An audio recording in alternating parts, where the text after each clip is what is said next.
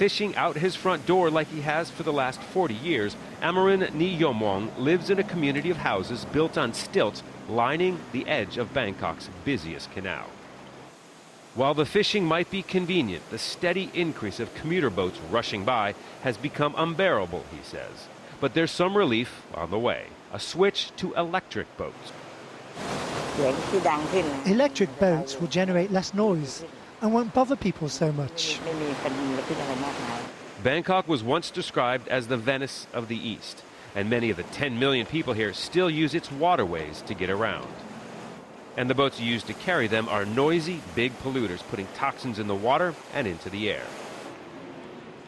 So the city government has launched a quieter and greener alternative, a 3-month electric boat pilot program right in the center of the capital. 8 boats to start, and so far they're carrying 1,000 passengers a day. So while it takes 4 hours at the pier to fully charge the batteries to run the twin engines for the boat, these solar panels provide the power for the instruments and the lights on the vessel. The biggest challenge is changing people's minds. We have to encourage them to switch from private vehicles to public transportation. Boats are a good option because of the heavy street traffic, so the introduction of electric boats can help both congestion and reduce pollution. The boats and most of the components are manufactured here in Thailand. Only the motors and the batteries are imported. There's hope that the indigenous industry will expand, so one day the vessels will be 100% Thai.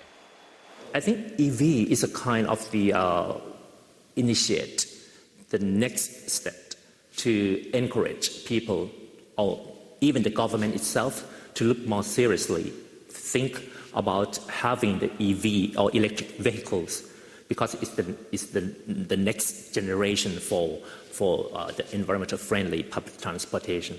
So while the government hopes that the program is successful and that the fossil fueled powered boats are on the way out, Amarun could be getting some good news.